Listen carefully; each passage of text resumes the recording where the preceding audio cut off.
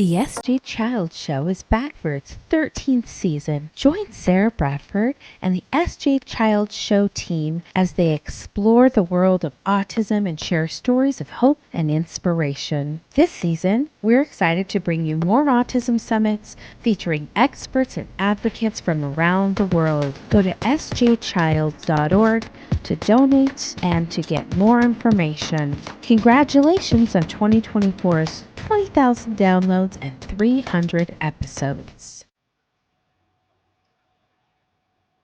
Hi, and welcome to the SG Child Show today. I'm so honored to be meeting with Marlene and Judi, and they are coming from the same area, but we're going to be talking a little bit about some projects that they both work on, or they may be working on separately, and really just kind of uncover why they are amazing, wonderful guests today.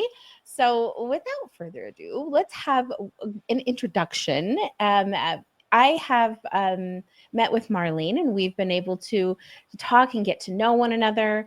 This is my first time getting to know Judi, and I'm really honored to spend this time in this space with them to really uncover the services that they're providing in the autism community and just really for the community when we look at it in general. So yeah, let's start with that.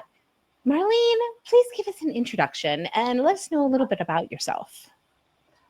Well, I'm going to start out by introducing Judi. Judi, because without Judi, I wouldn't be here. So Judi is the founder of Autism and Entertainment, and she's also the president of Orange County Asperger Support Group.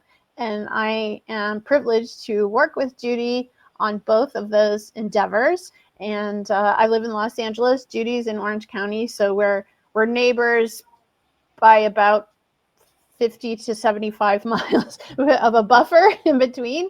But we work on a lot of projects together. And I'll turn it over to Judi to give more color and history to our collaboration. Wonderful. Okay. Marlene, you got to introduce yourself as well. So I guess what Marlene brought up is that I run Orange County Asperger Support Group and Autism and Entertainment. Just a little personal background is I'm the mother of a 33-year-old son with high-functioning autism, which is where my focus in this community comes from. And my background is I have had a career as an executive in high-tech marketing and an educational background from UCLA in computer science and Carnegie Mellon in business administration. And I think that gives me the skill set that enables me to get things done, which I think has been critical in helping the community in Southern California move forward on a lot of different fronts related to the challenges that families have as they try and improve their quality of life when dealing with some of the challenges of autism. I love that. Thank you so much for your work and for being here and for bringing Marlene along on this journey with us. It's incredible. And the friends and community that I have found in interviewing and working with so many people throughout the spectrums related opportunities, if you will, has just really showed me the closeness that we all can find one another with our community. And that's why we love to do shows like this, to highlight all of the opportunities and services that are out there, the resources. So we have some really great resources and things to talk about today for sure. So Marlene, now we get to get your little introduction or big introduction. Okay. Well, I am producer, writer, creative executive who's relatively new to autism as a cause and part of my career. I started with the with a nonprofit called Center for Learning Unlimited. About 4.5 years ago, I was brought on through a friend of mine who's teaching there, a friend from animation. She was teaching, and she enlisted me as a consultant for an animation program for adults on the spectrum to learn fundamentals of animation as potential career path. And so my background is very heavy in animation and merchandise-driven entertainment. A lot of the nerd brands that your viewers probably have heard of, such as Sonic the Hedgehog and Yokai Watch and Power Rangers, a lot of boys action brands. And so the Center for Learning Unlimited training program seemed to be at a place in their development where they needed an entertainment industry liaison to bridge the gap between the education that the students were receiving and then transferring into the real world when they graduated from this 3-year program. So I was working as a consultant for Center for Learning Unlimited, as well as Brainstorm Productions, which is the for-hire studio that we started for the graduates of CLU. And through a grant program, that's how Judi and I became acquainted. So Brainstorm and CLU received a grant from the California Department of Developmental Services. And Judi, through Orange County Asperger Support Group, received a similar grant also from the DDS. And we were introduced through a couple of different avenues. We were running in the same circles, so we were bound to meet at some point in time. And Judi was already underway with preparations for the first conference, which took place on April 5th. And I invited myself to join and never left. Here I am. The end. I love it. And, you know, let's bring that conference up, because that was basically the first time I had an introduction to Autism and Entertainment through our mutual friend, Harry James O'Kelly. Love you so much, Harry. And, you know, I not only saw that she was there, but Danny Bowman and Shannon Penrod and all of my friends that were there. And I was like, oh my gosh, you know, Zara Astra and Scott Steindorf and some people that I just love and adore, and that I've had on the podcast and in so many events in the past. And I said to myself, I should be at this conference right now with all of my friends here. But it was just, I have to get to know what's going on here. And then, of course, Harry doing the wonderful thing she does, you know, sent me 10 back-to-back text messages with all of your names and how to get a hold of you and and all of that. And so that's where I started to really, you know, look in and see, oh my gosh, this is something not only that is so important and so necessary for representation, and it also is offering opportunities for adults on the autism spectrum. And that's really necessary for families to understand that, you know, your child doesn't have to grow up and not get a job or work at the grocery store as a bagger, and that's the only type of employment they can receive. You know, what are their passions? What are their loves? What do you find them doing every day, all day? Excuse me. And follow that and really push those dreams and those strengths. And there are some big opportunities out in the world for those types of individuals. Judi, what drove you, or what maybe your son's interests to really pursue this in the entertainment, or just in all of it? Sure. We just kind of take a couple steps back and say that when I became president of the Orange County Asperger Support Group as a marketing person, which I mentioned I was, the first thing I did was a survey. And from that survey, the thing that came out, which I was surprised about, because my son was not out in the working world, but that was the number one issue, was employment of our membership. And over the course of time, I focused a lot of energy on employment and autism, learning that between 80 and 85% of the autistic community, adults, were unemployed or underemployed. And so working on trying to improve employment became a passion for me, and I did a variety of things in that area. I ran something called Career Club that was focused on adults who had graduated from college but needed to start their journey finding employment. So that was very top of mind. And again, as a marketing person, I saw that the strategy that was being used by a lot of organizations was very horizontal. So we need to create jobs versus we need to create jobs in healthcare. We need to create jobs in law. We need to create jobs in technology.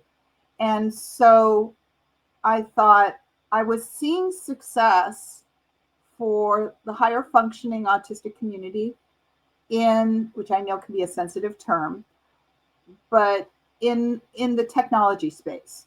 So there was an organization called, it was founded by Microsoft, and companies like Dell and HP and SAP have all been eager to employ neurodivergent individuals in their organization, and they created the Autism at Work roundtable, which now I think is called Neurodiversity at Work, to create employment opportunities for individuals on the autism spectrum. And so many leaders in that tech space are people on the spectrum, such as Bill Gates or Steve Jobs. So there've been, a variety of folks who maybe because of just some of the characteristics of people on the spectrum were very talented in the tech space. So I saw that, and when my son graduated from college, from Cal State Fullerton with a degree in television and film, I started realizing how many people in the entertainment space that were drawing people with autism to that space, who had a passion and interest in video games, a passion and interest in animation. And I thought, wow, maybe what we should do is take an approach that was vertical and just focus in on the entertainment space and try and expand employment for individuals on the spectrum in that space. So that was my initial concept. And the way I thought about doing it, again, pulling from my career experience, was in high tech. There are oftentimes things called working groups that are created. And a lot of times you'll have co-opetition. You'll have competitors participate in that because what they're trying to do is do some initiative for the industry. A lot of time it's standards related. So I was involved in some storage standards working groups. And I thought, that might be the right model for how to take this initiative forward, because I felt that it wasn't going to just be me. I needed to create this group of people who could help push this initiative forward. And if you ever saw Castaway, I love it how when Tom Hanks' character talks about how you just kind of wait, and then that sail, which happened to be a porta potty, shows up on the island, and he finds his way, and it becomes a sail. And so for me, I started socializing this idea and found other people that would be interested. And then one day I went into an OCSG meeting. It was a virtual support meeting, and a woman named Patricia Turney showed up, and she introduced herself, and she said that she happened to be the chair of the board of Exceptional Minds. Mm-hmm. And I said, I had heard about Exceptional Minds, but I didn't know anyone at Exceptional Minds. So I talked to Patricia. And so we started working on launching this work group. And we brought in a company called Zavicon, who had been my partner on Career Club, and they had both had experience in the entertainment space. So I thought they're job developers in the entertainment space.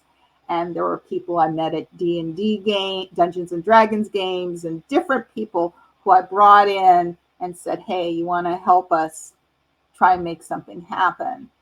And so in May of 2022, we had our first meeting of the Autism and Entertainment work group. And that was the starting point for the idea of the work group. Probably I should breathe, and I can explain the conference in a few minutes, but kind of let you process all that if you'd like, Sarah. And I love those approaches that you took too. It's really fascinating to hear your mindset and the way you really played it out, and how you put in different models or different ideas of how you were going to create it, which is wonderful for me because I'm just starting a nonprofit and I feel like the babyest baby infant. I don't know what I'm doing, but I need these ideas. I need to know what might work and what might not, and so it's great for learning in all types of ways. But yeah, just fascinating to hear those steps that you took. Marlene, when did you kind of find your way in, and what did that look like? I was late to the party. I didn't come in until summer 2023-ish, around that time. And that was due to the when I was working with Brainstorm and CLU, and my dog is very passionate on this subject too. She loves to talk about origin stories. She's welcome. So you might hear her like a Greek chorus in the back, but there you go. But our program at CLU Brainstorm was getting underway. So our grant from DDS was related to research on remote job coaching. And so we were starting in earnest at that point in time. And then the head of Brainstorm and CLU, she and I went to speak with David Siegel at Exceptional Minds. And so we had already heard about Judi and what she was doing with the conference because we had similar grants. But then David Siegel said, oh, you should really get to know Judi Uttal because she's putting together the Autism and Entertainment Conference. So I thought, okay, two very noteworthy sources have told me to go to Judi, so I will do that today. And then that's what I did. And so Judi allowed me to go to one of the planning meetings, the virtual planning meetings. And that's how it started. And I asked some questions because I am a nosy busybody. And so I had a million questions and I was jumping out of my seat because it just all sounded so exciting and I couldn't wait to contribute in some way. So I asked a number of rapid fire questions about the plans for our press release and social media and all kinds of things that are pretty standard in the business of shameless promotion that I am in, which is also meant to sell toys to children. So everything's all about the eyeballs and how many people you can get to hear your message so they'll run out and buy video games and toys. And so this is Judi's is a group of benevolent human beings who are all about the message and not as much about getting the message Promotion. out. Yeah, promotion, shameless self-promotion, which is where I came in. And so I became the mouthpiece for the organization in the sense that I was handling sponsorships and PR, and then continued on with community outreach and things of that nature. So I just want to kind of, let me kind of work back a little bit. So in May of 2022, we had our first meeting. We decided we wanted to have a conference. That summer, we found out about the Department of Developmental Services grants. They had gotten $10 million to invest in a variety of creative projects, one of which was our conference. The other was the CLU project about remote job coaching. And so we were applied for the grant and got the grant. Marlene and I, when there were about 50 or so organizations who got these grants, and DDS did a really phenomenal job of holding quarterly meetings with these different teams and featuring different groups. And so that's where I heard Ginny from CLU speak, and I was like picking out. There were maybe 3 or 4 different grants where the individual involved had some entertainment related connection. And so anytime I was starting from ground zero when I got started with this community, I didn't really know, I had relatives in the industry, but that was about it.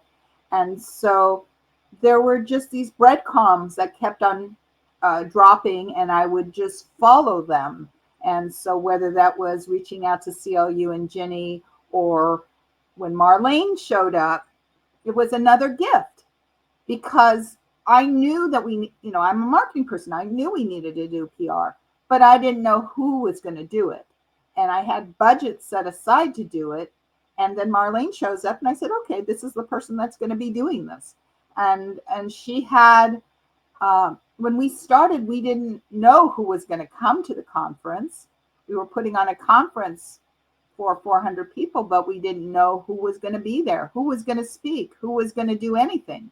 And so we were having to create this all from nothing. And it was really an example of how important networking and promotion is, because it was through, I saw that Marlene had thousands and tens of thousands of followers. And I thought, well, once she starts talking about this, people are going to find us.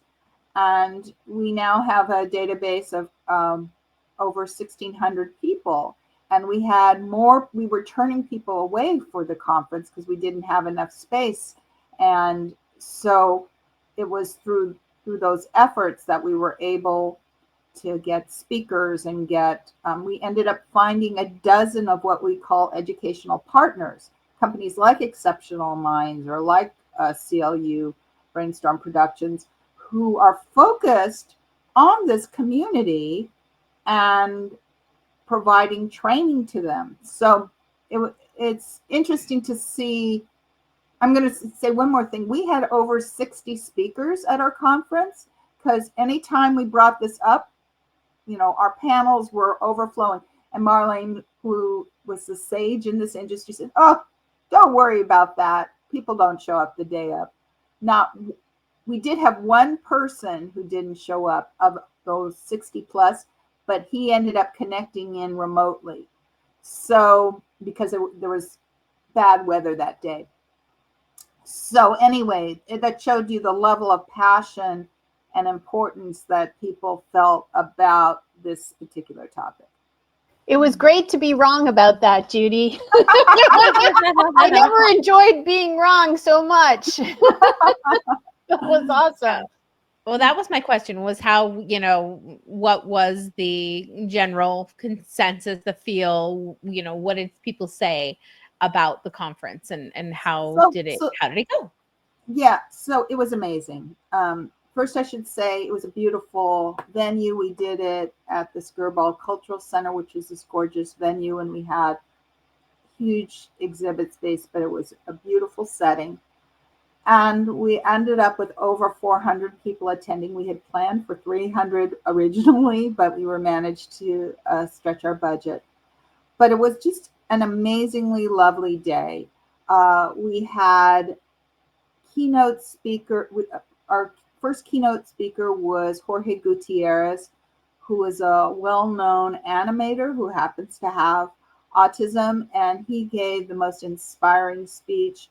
We had speakers. Scott Steindorf was there, Astra was there, and she interviewed Danny Bowman and another person on the spectrum, Alex Estrella, who runs Blue Star Productions. So our morning was just overflowing on a grand stage with featuring these speakers. And then in the afternoon, we had breakout sessions. It was an amazing day. It was an amazing day because people on the spectrum a lot of time feel broken. They've been bullied a lot and they don't know who their community is. And this day for them was a day of healing, a day of joy, a day of reunions. There was a sense of ohana because a lot of these people, we ended up only choosing to include people on the spectrum who had already studied in this area, so they were career ready, and they ran into people that they had gone to high school with, or they had been in this program with, or whatever, and there was just so much reuniting of people, and the networking was amazing, and the communication, and so many little conversations have led to amazing activities since then. Marlene could go on and on about this, but we ended up doing a project with Rob Kuttner, who was there representing God's Gang at the event, and went on to do an event at the Laugh Factory that for neurodivergent individuals. It led to articles in a relationship with Variety, who offered to be our media partner. We found out even about relationships that formed. The guy who we had be our voice of God, Tyler Berman, he ended up meeting his love interest, Mallory, at this event. We had authentic love on the spectrum. I love it. On the spectrum there too. We had it figuratively and literally. Yeah. Oh, I love that. And as a mother, what was amazing for me was one of the people that we brought on to the Autism and Entertainment work group is Paul Hemstreet. Paul had been the executive vice president at Warner Brothers, responsible for their additional DVD content. So whenever there was a Harry Potter film, there was all the extras, and he was responsible for the extras. He led our video production team. So we recorded the entire conference. So if anyone is interested, they can watch the entire conference from our website. And he led a video crew in recording it. He also led the production of 6 different documentaries about different people on the spectrum who were just having success in their career. One is Danny Bowman. So one of the people on his production team is my son, Josh, who I saw working that whole day shooting video. And he made 2 documentaries for our conference. And it was like wonderful. A couple weeks ago, as I mentioned, he graduated from Cal State Fullerton. He had a professor, Gwen, who he's kept in touch with over the years. And Gwen heard about the conference, and she had him come to his class and talk about the Autism and Entertainment Conference. So many little contacts, little relationships have blossomed from this, which was our goal. So it was an amazing day. It was amazing that the themes that we wanted for the day came out organically. One of the things was about having superpowers. We wanted to basically that strength and brand that you have for autism and technology. We wanted people to see that for entertainment, and these people, and that message about having superpowers. Scott Steindorf said it best when he said, people on the spectrum think differently, and thinking differently leads to innovation. And so that was wonderful. Another wonderful theme that came through was about the importance of failure, and that a lot of people on the autism spectrum have anxiety, and a lot of them are perfectionists, and they just are scared to do anything because they're scared to fail. And that theme of importance of allowing yourself to fail, and how failing is part of the process of learning, was reinforced humorously by Jorge Gutierrez, who every story he told ended with, and then they canceled it, and then all the different failures, but how he never let that be a problem. He basically took that and said, I have learned, I have grown, and now I'm going to take this and apply it somewhere else. And he reinforced that. Danny Bowman reinforced that. Alex Estrella reinforced it. And so there was, you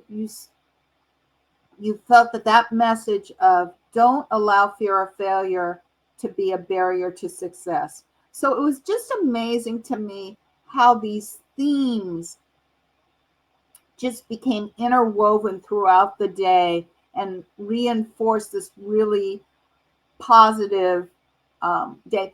One last thing was there was just so much interacting going on, and there's so many stories of little conversations with Jorge or conversations between two people that ended up leading to something else. And so it was an amazing day that it was like an orchard that keeps on delivering more and more fruit. And so it's a blessing that it was such an important day for so many people.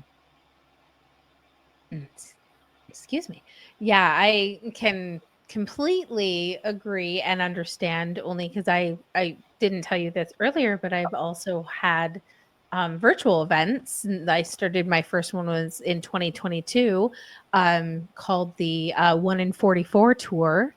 And then I did kind of like a play on the numbers, the 1 in 36 mix. We had an international autism summit, safety summit, and then we did another 1 in 36 mixes last year. But the same thing, the opportunities, we usually have 22 to 44 speakers, about, 2 days worth of it too. But I can't wait to do something in person, to really bring everyone together, to see all the smiles in one place together and not just virtually. It's wonderful virtually, but yeah, to see it in person, I can imagine it's just be so amazing. And the messages that you can get. And I'm so glad that the community in general just really sound like they supported you so much in putting this together and bringing it to fruition.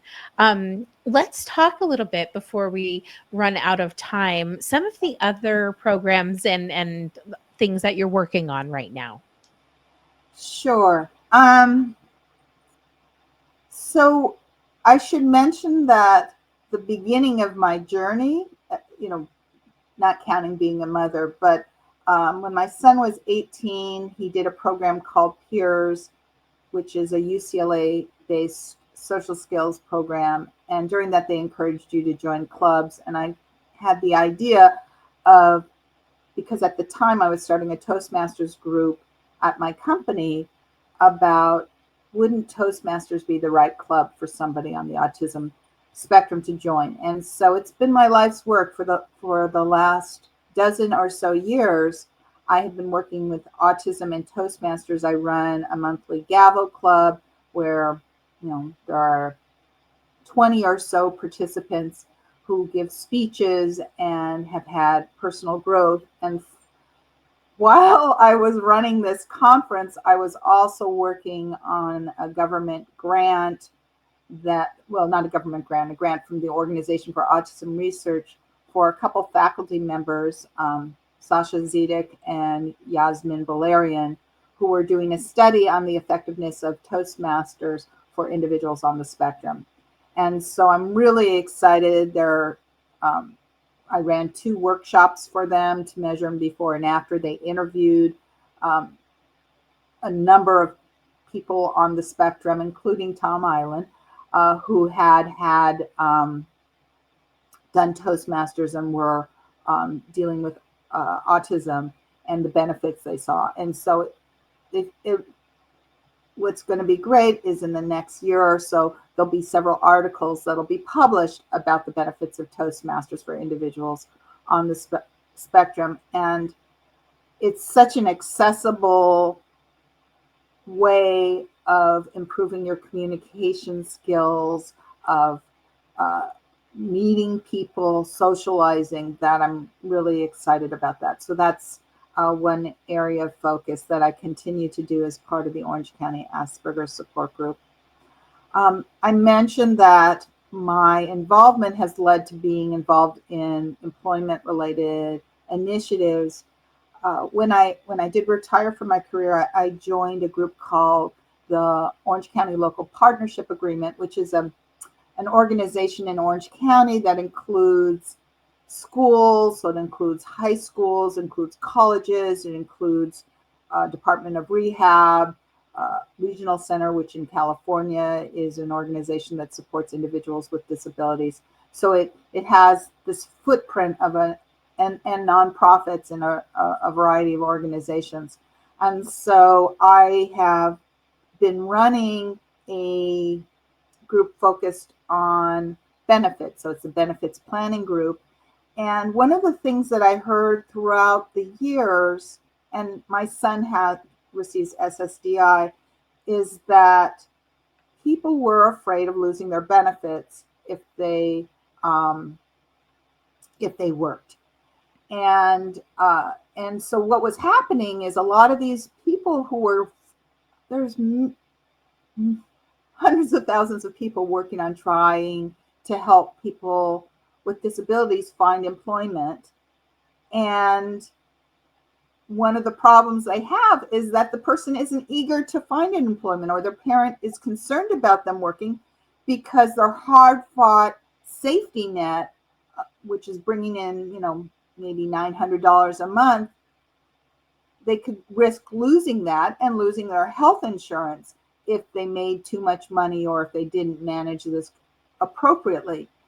And so I ran a group to really look at this and try to work with Social Security on fixing the underlying problems, and just finished analyzing a survey that was responded to by over 600 individuals with disabilities that showed that 2/3 of them were fearful of losing their benefits if they worked. And so that fear was impacting their decision, with a significant portion of that, over half of that group, it was significantly impacting their decision. But what was scary was that of the 600 people, 40% had either worked or were currently working. It was about 50-50. Of that group, 75% had problems with Social Security. These weren't short-term problems. These were problems lasting months, years to resolve, if they got resolved. And the problems they received, the impact to them were many, over 70% received overpayment notices. These are notices that say, we think we paid you too much money, send us that money back. And, it's like if you checked, and these are for long periods of time, so they can be tens of thousands of dollars. And it's because they only review your file every so often, and then they go back and say, oh, we made a mistake 10 years ago. You owe us all the money that we've given you for the last 10 years. It would be like if you checked out a library book when you're a kindergarten and they didn't tell you you were overdue till you graduated, and then they say you can actually build a whole new library for us. Thank you. That's the kind of impact. But 40% lost their benefit. A significant lost their health insurance, and many, like 10%, were told you're no longer disabled. The reason is they equate being disabled with the ability to work. And so if you worked so much, now you're no longer disabled. So then it kind of makes a lot of things confusing about, well, can you get back on Social Security if they're saying you're no longer disabled? And it ignores the fact that a lot of times these jobs are opportunistic. They're like, somebody decides, you've got a paid internship and you can do it, or there's a special person that works at this company that brings you on. They're your aunt or a friend of the family, and then they leave the company and now you don't have a job, or your mom dies and now all of a sudden you're an emotional wreck, and that mental health issue gets in the way. So anyway, this is a big deal that needs to be. What is Social Security's general, what are they going to support you, or are they going to work with you, or have they? Oh, you mean what's been their response? Yeah, what has been their response? I really haven't had I've had some peripheral discussion with them, but not the meaningful discussion. I only finished doing the analysis of this in the last month or two, but they're underfunded, and like we put together a paper with 64 different things that they could do to fix it, and the top 9. So we can have in your site a link to the infographic that we have and things like that have that. Yeah. But some of them are just simple little software tweaks. My background is software, and I think, God, this is a summer intern work. This is not a huge amount of work. But they say, oh, we have a lot of things on our list, or we don't have the money, or we don't have this or that. It's kind of like you're flushing money away on the wrong things. And if you're putting your money into treating the problem versus not having the problem. And so there was a long period of time where there was a lack of leadership in Social Security, but I haven't really done enough yet to have had, although I'm working across the state of California and I'm working with a lot of senior people, we kind of came out with the answers during the period of time when we were in the middle of an election. And so I've kind of been waiting for that election to settle down and figure out what's the best strategy moving forward. Thank you for your work in that. My son also receives Social Security, and that is something we're going to have to consider someday. And if we thought about getting trusts and things like that. So definitely some things we have to consider. It has been so lovely to have you both on today, to get to know you better. And I hope that we can remain close and stay in touch in the future, because I think that we have so many similarities in what we're working with. Our main goal to be really real for, that's what it is. And I want to make sure that we get the information. Is this correct? Orange County Asperger Support Group. Yeah, and you just need an apostrophe there, and I'll put. Yes. And I'll fix that when I get it really in the show notes. Autism and Entertainment. Make sure that you go and any other websites or any sites you'd like people to go and visit. Yeah, I'm giving you the Autism and Entertainment. Oh, perfect. The Orange County Asperger Support Group website. We have social media sites. Linktree. We've got our Linktree. We've got a merch site now. We're doing e-commerce for Autism and Entertainment, so you can get cool stuff like this. Oh, I love it. That's our design by Jorge Gutierrez. He donated this design based on the original design by Jimmy Bordeaux. And so we have 2 different official logos and merch to match all of them. So I love that. I'm trying to push buttons at the same time. I'm trying to get you the Linktree as well, which has the Social Security information, has the infographic and the white paper, and there's even a petition you can sign if you're concerned about this. So share that with your audience. Sarah, you're wonderful. Thank you so much for meeting with Marlene and me today. We really enjoyed it. Oh, me too. Thank you, Judi. Yes, it's such a pleasure. And I hope that we can, have some fun in the future.